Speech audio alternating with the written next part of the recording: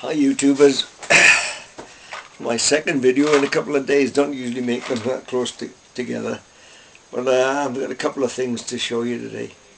I just finished making a pipe. I've been working on it for a little while, and it's churchwarden. Let me show you up this close. I put a light here so you can see it better. And I've taken to put in my initial on the bottom now, just an A.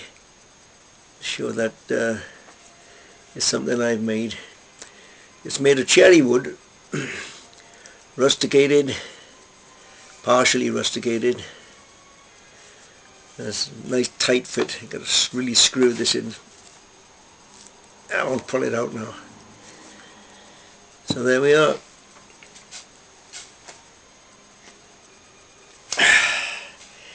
The other thing I wanted to show you was a book I just started reading. I read it many years ago. It must be 20-30 years since I've read this book. Kabluna. It's by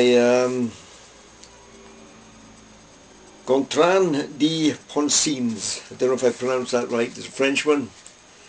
And in 1938, the year of my birth, he set off north to live with the Eskimos, the real Eskimos. He described here, not the Eskimos of Greenland, who I gather were domesticated under government tutelage, nor those of Alaska who carved souvenirs for tourists, but the Canadian Eskimos, those of the Central Arctic, who, because of the inhabited regions so remote and difficult to reach, still live the primitive life of thousands of years ago.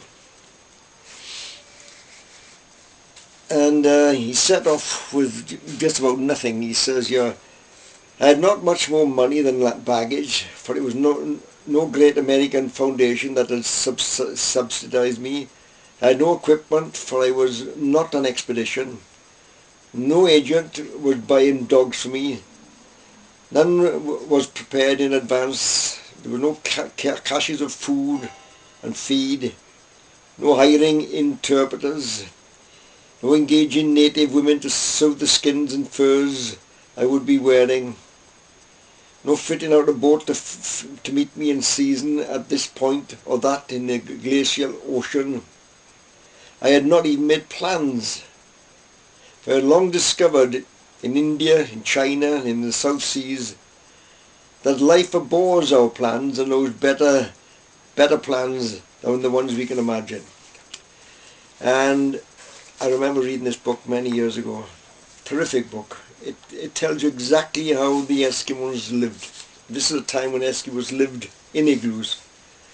They hunted for everything they needed, their food and their skins, clothing, everything they needed. Needles were made out of bones, knives were made out of bones, and so forth. And it explains all this right the way through the book. There are illustrations like these, drawings that he made on the expedition. He was a true explorer and a very brave man.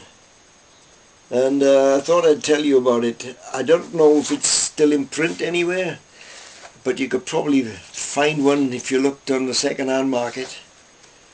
And that's the name of the book, Kabluna. It's not a very long book, just over 300 pages. A few pictures, photographs in here as well of the Eskimo, as they were then.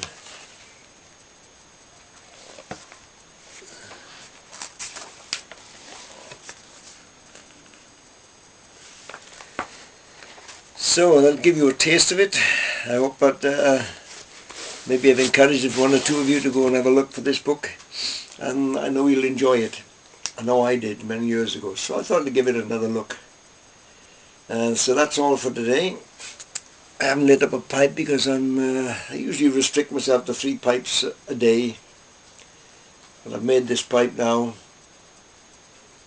Anybody interested, give me a private message. And there's a book for you to think about. So until the next time, this is Alan saying, take care all of you. See you again.